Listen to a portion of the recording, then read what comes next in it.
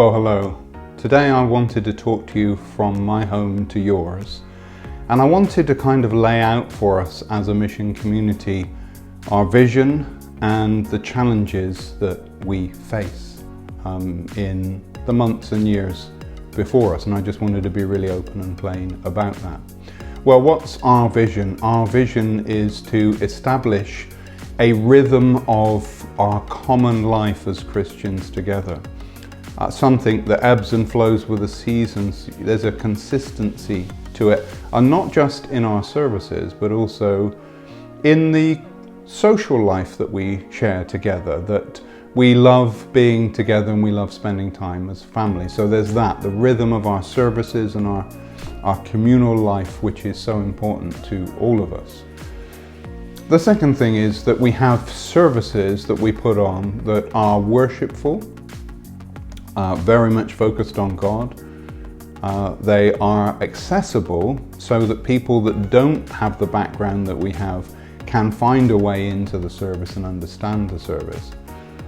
But they are also meaningful, really helping people take a step forward in their spiritual lives.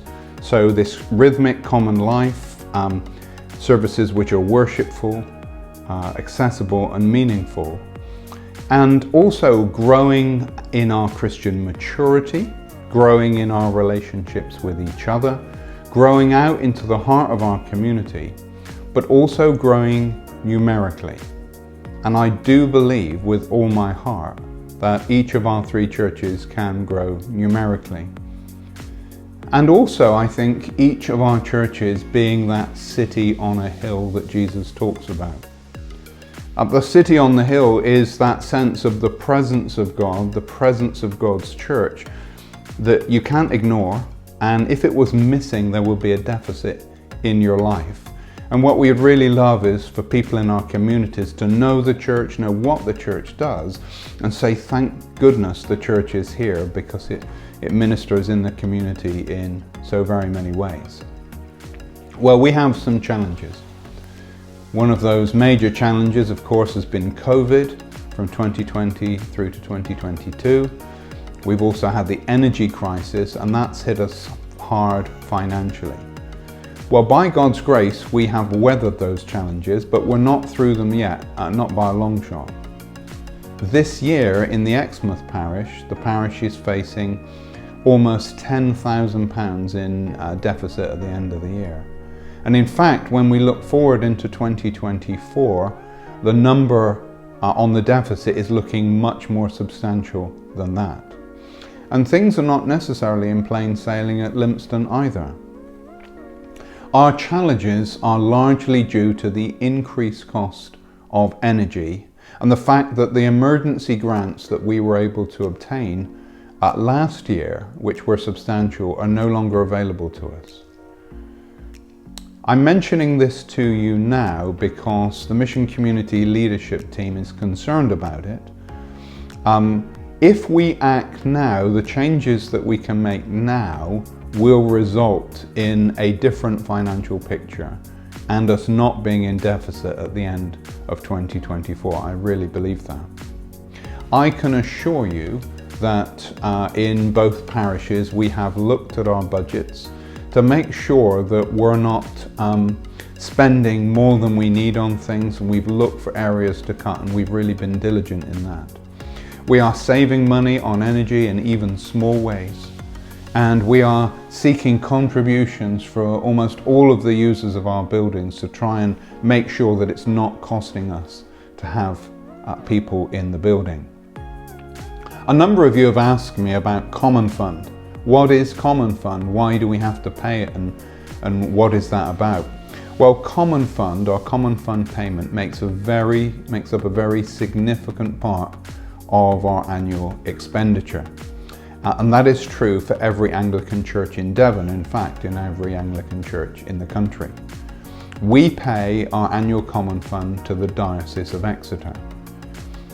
Now, those churches who can just about afford to pay their Common Fund, and that includes us, pay a little more for those churches that have absolutely no hope of paying their Common Fund.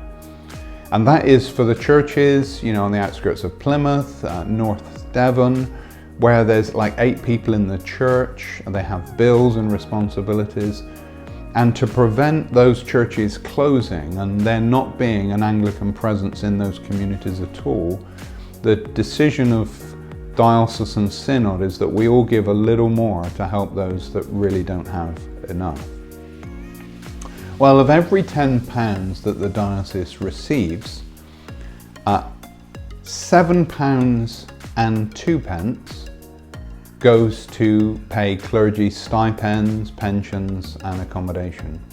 45p goes to the selection and training for ministry for future ministers. So you can see that really 3/4 of the expenditure is on clergy stipends. It's making sure that we have enough vicars to be able to do ministry. 56p of the £10 goes to mission and ministry, new strategies, new initiatives to engage with people and win people to Christ. 33p goes to church schools and educational chaplaincies. 49p goes to the national church, and £1.12 goes to fund the Diocese of Exeter. Now that's not bishop salaries or archdeacon salaries, those are funded centrally, but it goes for things like safeguarding, legal, communications, the finance department that administers hundreds of trusts across Devon, social justice and creation care. So the amount that the diocese uses is a relatively small proportion of what we give in our common fund payments. Now it's fair to say that some churches have great luxury. I know of a church that has a reserve of £1 million. That's not us. We are really struggling in terms of our reserves. Well, both parishes have looked, and there is nowhere sensible that we can cut our expenditure really any further without damaging mission. And we do need to spend some money on mission and ministry in order to make new disciples. You have to invest in mission in order to reach people. During the last couple of years, we have made numbers of capital appeals to you, and we've applied for all the grants that we are able to. Sadly, this year, there are no grants for us to apply for. Our major issue is that we do not have enough monthly income coming in. That means, of course, over the range of the year, month by month, we're getting behind and again and again and again on our budget. The primary and lasting way to address the issue for our church congregations is to grow, to see more people come into the family and more people sharing the cost of community life. And that is why mission and outreach is the primary focus of all 3 churches. And by God's grace, we are making progress, which is wonderful. However, at this moment in time, we are not growing fast enough to address all of our needs. Therefore, what we want to try and do this year is to try and balance our books by increasing our monthly giving that's coming in. We would like to persuade everyone who calls Littleham, Holy Trinity or Lympstone their church home either to start giving a monthly amount, even if it's small, if you're not giving at the moment, or to increase your monthly giving even marginally. Just by way of an example, dealing with an individual person that gives and calling them a giving unit, if there were 200 giving units, that's people or couples, who gave an extra £2 a week, that would be an increase in income of £5,000 a year. So little steps, a few pounds, if we all get involved, can make a huge difference. The parish giving scheme, which you might have heard about, is a wonderful way to give monthly. You can sign up for it online or by telephone. It helps it just takes the payment, it claims gift aid if you're able to give gift aid payments, and it is so simple and it's so straightforward. It's just been such a blessing. So if you'd like some information or one of these packs, we can definitely get that to you. We would also welcome, of course, any capital gifts or legacies that people would feel able to donate to their local church. And of course, we can provide some specific help and advice and options on how to do that if somebody was interested. Our financial strategy group has met to plan for some new and novel ways of raising funds for both of our church communities, both parishes. And we are confident that we can raise some notable sums if we have the people available to take advantage of the opportunities before us. In order for us to turn these opportunities into finances, we desperately need more people willing to work on committees and teams to make these aspirations that we have a reality. Your volunteering can make a huge difference in the financial outturn of our mission community. Sadly, we are in a time of volunteering being at an all-time low on the national stage. I want to be plain and open with you.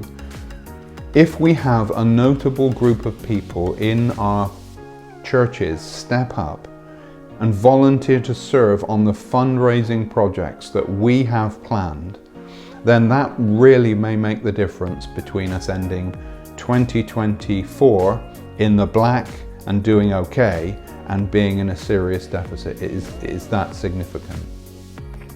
So can I ask you, will you help to sustain your church? Will you consider giving or increasing your giving a capital gift, or even making a legacy gift, or offering your service to help us get permanently back on our feet? I hope that with me you will prayerfully consider these things, and you will find a way with God to jump in with both feet and say, I can do a little bit, and together that will make a lot. So the Lord bless and keep you today, and together we are stronger, and together we will see the mission community of Littleham come Exmouth with Lumsden grow. God bless you.